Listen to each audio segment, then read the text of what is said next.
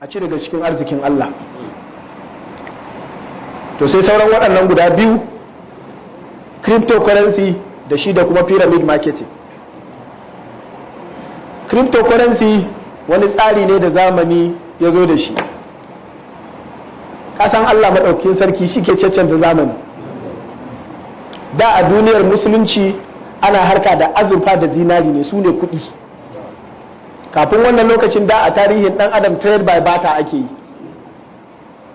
Ni ina bukatar riga, ta yaya zan yi samu riga?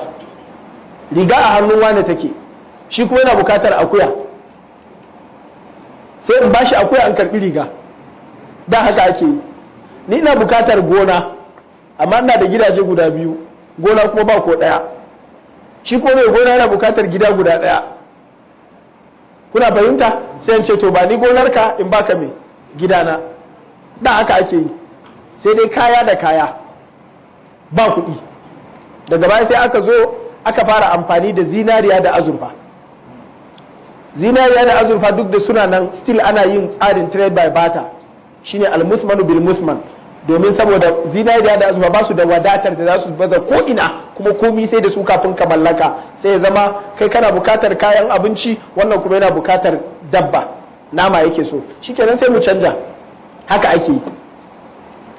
Daga baya sai dan adam ya zo ya fara amfani da currency. Currency shine kuɗi, kuɗin da aka fara amfani da su na coins ne,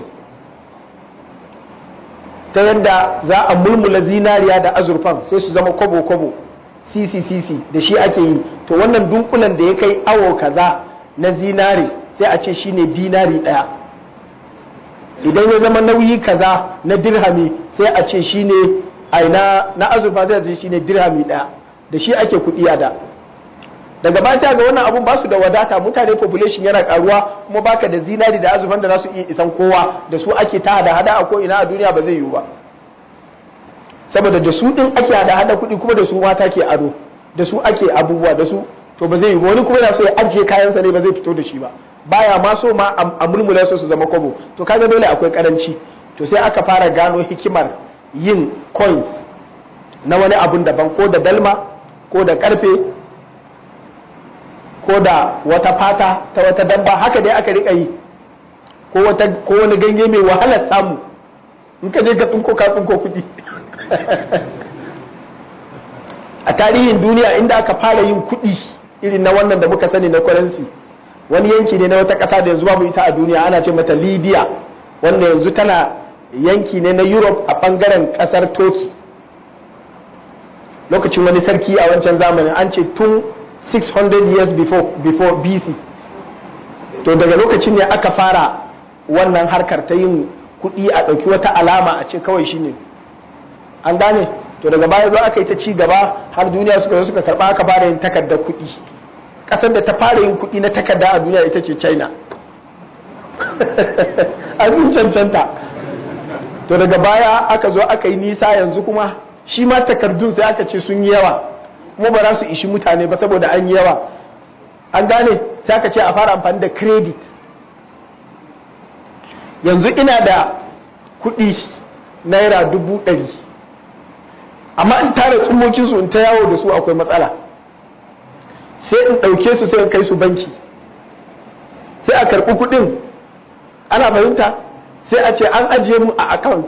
In na je buɗe account ɗin ba zan ga 100,000 ba, kuma ba ajiye kuɗin ba, sauran ne ake gani, lambobi ake gani, wannan shine credit. Sai a ce lambar kuɗinka 100,000, amma ba 100,000 ne a rubuta ɗaya, sai a sa 000 a ta rubutawa, shikenan wannan shine kuɗinka. Kuma da wannan kowa yadda aka karɓa sai zama shine madadin kuɗi. Yanzu an ce a cikin wayarka sai ka ga alat ya shigo, zaka ce kuɗi kaza ya shiga, ka rantse da Allah kuɗi ne wannan abu, lamba ne amma ka yadda ya zama kuɗi. Saboda a da waɗannan takardun su ma da ba kuɗi bane ai, tunda aka yarda shi ne suka zama kuɗi. Kun fahimta? Abinda zai nuna maka kuɗi ya daɗe irin wannan ɗin shine in ka dubi maganar suratul kahf, kaga tun kafin zuwan annabi Isa ne, amma fa ba'athu ahadakum bi wariqikum hadhihi, kaga tun lokacin ma aka ce ku je da kuɗi irin wannan. To sai zamana yanzu an ƙara ci gaba, to wannan ci gaban ne yanzu da ake ta tafiya sai ya kawo mu cryptocurrency. Me cryptocurrency? Wannan credit din na kudinka da kake gani, wanda kake ganin lambobin nan a ce kudinka wanda kai ba baka gansu ba, an gane an tura maka su, kai ma ka tura ma wani, kuma ka tsaye abu amma baka gani ba. Da me ka tsaya? Ba dai da naira irin waɗannan ka kirga ba da dala ba, don baka ga dalan ba, amma an ce sunan abun dala ne a rubuce, da shi ake amfani ko? To amma suna wakiltar meye?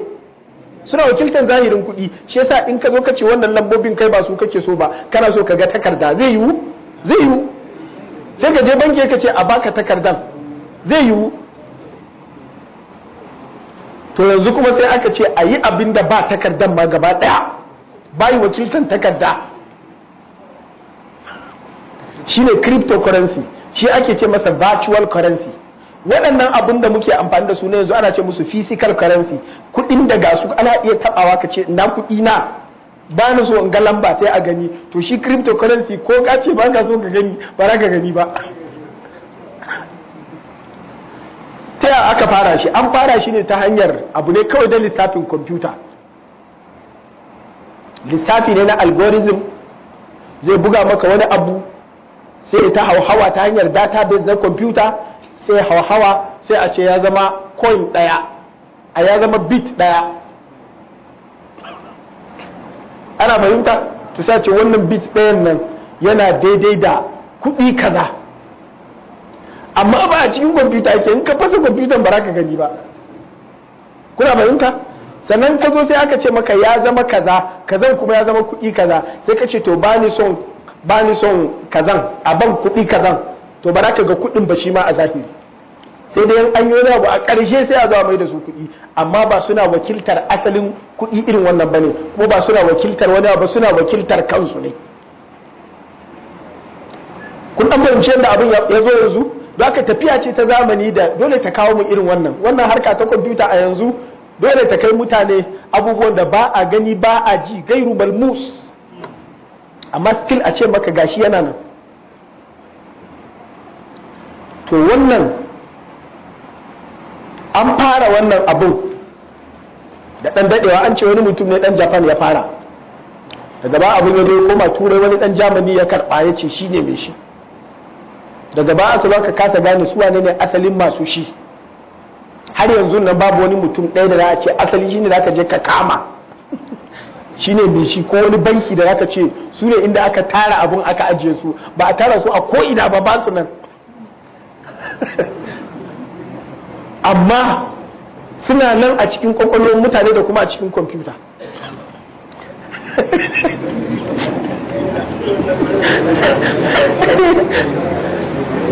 Kuna bayin dago?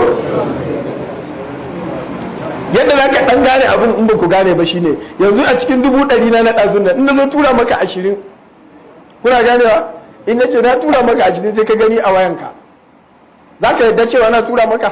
Za ka yadda na tura maka, amma yaushe suka zo? Ta ina suka biyo? Sun fito ne suka bi ta hanya ko ta ina suka zo? Sannan wani zai iya cafke su a hanya? Haka kawai lamba ne, sai to shi ma irin wancan yadda ka yadda da wannan haka kawai shi ma wanda haka za ka yadda. Allah musta'an. To wannan ci gaba na technology ya jawo rigima daga hukumomi, musamman kuma financial regulatory financial institutions waɗanda suke da wato tsarin da ake regulating ɗinsu kamar central banks ɗin ƙasashe, sai suka samu matsala akan wannan. Suka ce duk mutumin da yake da kuɗi fa akwai inda ya ajiye su asalin su ƙasa, ko mutumin da yake da dukiya akwai property da muke gani. Kamar wannan abu mutum ya ce yana da kuɗi, amma ina kuɗin? Kuna gane maganan? A ina da a gansu? Sai da yawa daga cikin bankuna suka ce, ƙasashe da yawa suka ce ba mu yarda da wani abu ba kuɗi ba ne. To wannan kaga shi zai jawo malamai su ma na musulunci sai su tattauna akan shi wani abin za mu yarda ya zama kuɗi ko kuma ba za mu yarda ya zama kuɗi ba. Shi ne za mu yi a takaice kawai. Waɗansu malamai suka ce ba mu yarda kuɗi ba ne, kuma haramun ne musulmi ya shiga hada-hada da wannan abun, ko ya saya ko ya sayar.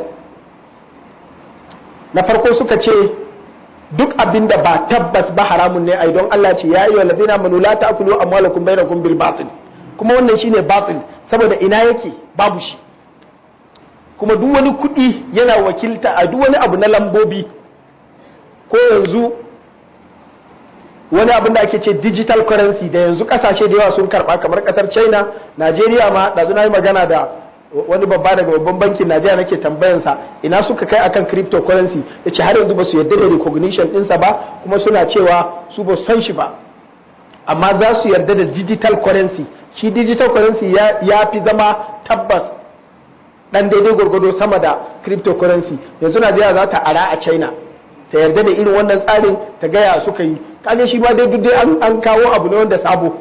To yanzu shi kuma cryptocurrency nan abin da ya jawo dole a yi magana a kai shine an fara shi tun ana ce unit din cryptocurrency da ba a ganin wannan abin da aka ce shine bitcoin din, tun an fara da bitcoin din yana matsayin dala ɗaya, ko tun a farkonsa unit dinsa yana 1 cent of dollar, kamar kwabo ɗaya kenan, ya zai zama dala ɗaya.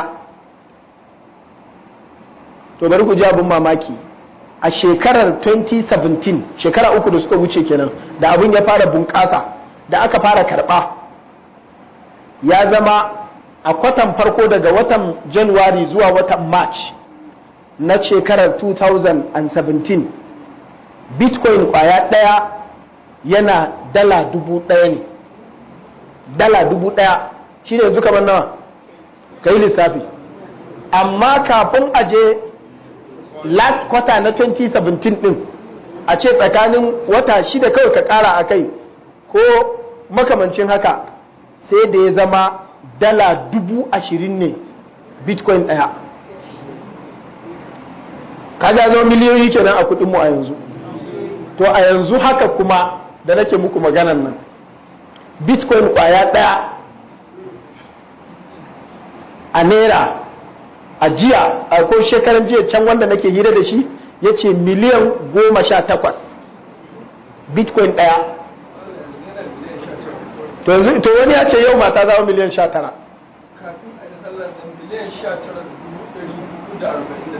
Kafin mu yi sallah yanzu ya ce miliyan 19,470. Kai bitcoin ɗinka guda nawa yanzu?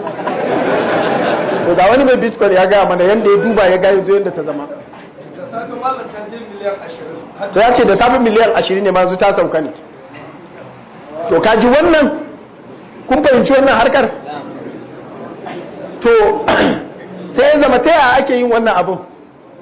Shi ne na yadda zai iya zama da ni da kai da wane da wane da wane mun yarda da cewa wannan abun yana madadin dukiya ne. Kuna gane ba? Kuma abu ne wanda mukawwam, zan iya saye zan iya sayar maka, sai muka daidaita shi wannan abin da muke gani da za mu kira shi ko mai sunan da muka kira, an gane, sai aka buɗe masa tsare-tsare waɗanda a yanzu tsare-tsarensa suna da yawa, amma wanda ya fi tsada kuma ya fi shahara shine bitcoin, don da shi aka fara. Amma yanzu akwai ripple, akwai ethereum, akwai litecoin, akwai smart key, akwai wace, kowanne gwargwadon yanda yake, gwargwadon ɗan jarinka. Akwai wanda za ka iya shiga ma da naira 3,000 ka saya, amma bitcoin kaji sai ka kai naira miliyan 20, kaga wajen dala 4,000 ko dala 5,000 kenan. Ana ganewa? To wannan shine yadda abin yake tashi yake sauka. A ba dala haka ne yadda na faɗa? Yawa dala 40,000 da wani abu kai, dala 40,000 da wani abu. Kaga ya ninka daga yadda yake a 2017 da muka faɗa. To waɗansu malamai sai suka ce wannan abun haramun ne. Me yasa suka ce ya ayyuhal ladina amanu la ta'kulu amwalakum bainakum bil batil. Sannan suka ce kuɗi dole ya zama wani abu ne da yake tangible, kana ganin sa. Wannan ina yake baka gani. Sannan suka ce kuma wannan abun gwamnatoci da hukumomi ba su yarda da shi ba. Sannan shi kuma currency yanzu ba za ka iya ɗauko kudin wata kasa ka je ka sayar ma wani abu, ka sayi wani abu a shago yarda maka ba, saboda kasar su bata ce shi kudin kasar bane. sai suka ce to yaya ku za ku yi recognizing abinda hukumomi ba su yarda da shi ba? Kuna fahimta? Su kuma waɗansu malaman suka ce a ya halatta, suka ce ai kuɗi shine abinda ni na yarda a matsayin kuɗi. Suka ce yanzu a wajen trade by barter da ake yi, sai na ce zan baka akuya kai kuma ka ba rago. Ai wani zai iya cewa ya za a ce akuya da rago, amma tun da kai ka yarda ba yayi ba. Suka ce to su wayannan mutanen sun yarda da cewa mu a tsakanin mu Allah kuwa madaukakin sarki da yace la ta'kulu bainakum la ta'kulu amwalakum bainakum bil batil, sai suka ce to ƙara gaba mana, ai Allah ya ce illa an takuna tijaratan an taradin minkum, mu kuma akwai taradi a tsakanin mu kowa ya yarda. Sannan ba hukuma ce za ta ce maka na yarda abu kaza ya zama kuɗi ba, kai ne za ka ce na yarda ya zama kuɗi. Kar ku manta lokacin Annabi sallallahu alaihi wasallama Urwa albariki da jiya muka faɗe shi ne, ya ce da Annabi sallallahu alaihi wasallama ya mun addu'a sai zama ko ƙasa na ɗiba sai wani ya ce zai saya, ya ce zai ban kuɗi ni kuma in bashi, kaga ya yarda da cewa ƙasa ta zama kuɗi kenan. Haka in ka bi ƙasa zai ya kamata ya zama kuɗi. A lokacin ba da shi ake bai ce amma ko shi ne wani zai iya saye, ashe inda mutum zai yarda da cewa shi zai karɓi kaza ya halatta ba ya yarda ba. Kuna gane maganar? Kai ka ce sai an ga tsuran kuɗi, shi kuma ce bai bukata. Wannan abun da yake da lambobi da sauransu wanda za a ce yana da unit kaza duk da ba gani ake ba, shi ya yarda a madadin dukiya zai iya saya zai iya sayarwa. Tunda su sun yarda, me yasa kai zaka ce ba su yarda ba? Kun gane inda maganar take? Sannan kuma suka ce ai akwai abubuwa da yawa na hada-hadar kuɗi wanda da hukumomi za su ce ba su yarda ba, amma daga baya za su zo su gane ilimi ne ke kawowa, da ba a yarda ba sai daga baya a zo a gane sai a ce an yarda. Suka ce duk waɗancan da yanzu aka ce an yarda na su ma da ai ba a yarda ba, haka wannan ma tun kuna ce ba ku yarda ba za ku zo ku gane ku zo ku yarda. In ku daga baya za a yarda to ya nuna cewa tun yanzu ma halal ne, da ba a gane ba ne yasa ba a yarda ba. Kuna fahimta? To gaskiya a takaice ni a fahimta ta duk da cewa ina da shawarwari shine cewa harkar cryptocurrency ya halatta ya zuwa yanzu. Abinda yasa na ce ya halatta shine waɗannan dalilai na faɗa da Allah ya ce illa an takuna tijaratan an taradun minkum. Su kuma duk waɗanda suke cikin kowane ɓangare na wannan sun yarda da cewa wannan harkar ita ce ciniki a cikinsu. Kuma Allah madaukakin sarki ya ce karka ci kuɗin mutum ne bai yarda ba, shi kuma ya yarda. Kuma suna transfer da abin da zaka gan shi zai iya nuna maka kuɗi, in a naira ne in a dala ce ya nuna maka shi sai ka sayar. Kuma in ka saya zai iya juya maka shi ya turo maka shi daga baya a tura maka asalin account ɗinka na kuɗi na bankin ka sai ka je karɓa. To tun da daga wancan abin zai iya zama asalin kuɗi, me yasa zai haramta? Kamar yadda gyaɗa za ta zama kuɗi, shi ma zai zama kuɗi ai. Ana fahimta ko? Sannan kuma waɗanda suka ce ya halatta dinnan a yanzu ina takalidi ne da waɗanda na san sun bi da bincike a kai, kamar Dr. Bashir Ali, Allah ya saka mishi da alheri, ya ba da fatawan halaccinsa. To wannan yasa nake cewa ya zuwa yanzu mutanen da suke yinsa suna iya ci gaba ne a fahimta ta, amma akwai bukatar gwamnatin Najeriya Central Bank ta karbi wannan abun ta yi regulating ɗinsa, saboda za a iya mummunan cuta a ciki. Kar ya zo ya zama irin yadda waɗansu daga cikin masu yin pyramid marketing suke yi, yadda za a tara kuɗin mutane daga baya ya rushe sai a ce babu, ba a san wa ya tafi da shi ba, don ana iya yin haka. To dole ya zama an sa ido, saboda har yanzu CBN za ta iya cewa za ta sa baki ne kawai bayan abun ya zama kuɗi ya shiga account ɗinka, amma daga can ba ta san me ake yi ba, don ba za a iya leƙowa ba. To yana da kyau ya zama an karɓa amma an shiga cikin abu. Shawara ta biyu ita ce Central Bank of Nigeria ta yi irin yadda aka yi a ƙasar a Dubai, yadda aka yi a Malaysia, yadda suka zo da za su karɓe shi sai suka ce sun mai da shi asalin physical gold. Sai zama in kana da coin kaza to kana wakiltar gold kaza, sai su ɗauko gold sai a ce an ajiye maka a banki a madadin wannan abun, sai zama a madadinsa ne ake yi ba a madadin abin da yake bilhu ba a san shi ba. Kamar yadda credit ɗin kuɗi da ake tura maka yana madadin kuɗin da yake zaune a cikin banki ne ko na cash, to shi ma wannan sai zama yana madadin gold ne. An fahimci wannan ko? Don haka a su a can sun yi wani abu shi 1 gram a Dubai sannan kuma a Malaysia su ma sun yi nasu wai one gold da sauransu. To irin wannan in za a karba saboda a fita a saɓani ya zama yana wakiltar wani abu ne na hakika, ba wani abu ne kawai da ake faɗa wanda ba a ganin sai yana cikin kwamfuta ba, wanda kuma duk abin da ke cikin kwamfuta ana iya kwashe shi lokaci ɗaya ya ƙare. An gane ko? To ina gani wannan shine iya abin da zan iya faɗa a yanzu wanda lokaci zai ban dama akan cryptocurrency. Magana ta ƙarshe shine akan maganar pyramid marketing. Shi kam ina gani cewa bai halatta ba. Shi kam a fahimta ta shine bai halatta ba, amma shi sai mun zo mun samu lokaci daban za mu masa ƙarin bayani da IntMe da MyBonus da Rextally da duk waɗannan abubuwan. A fahimta ta shine waɗannan ba su halatta ba, kuma aklu amwalin nasi bil batil, saboda kana yi ne a matsayin za ka yi subscribing a cikin wani kamfani ka biya kuɗin subscription. Wannan duk abin da muka faɗan nan in ka zo sayan unit ɗin wannan bitcoin ko wane ne, ai da kuɗin ka biya ka saya kuma kuɗin naka ne, amma wancan in ka biya kuɗin ya riga ya tafi nasu ne, sai a ce maka kai memba ne. Duk yawan mutanen da ka kawo kana ƙarawa kanka units ɗinka, points ɗinka suna ƙaruwa, kuɗinka yana ƙaruwa, daga lokaci kaza ana biyan ka kaza. Yanzu don Allah asalin kasuwanci in kana so kai sai a ce sai ka yi rajista.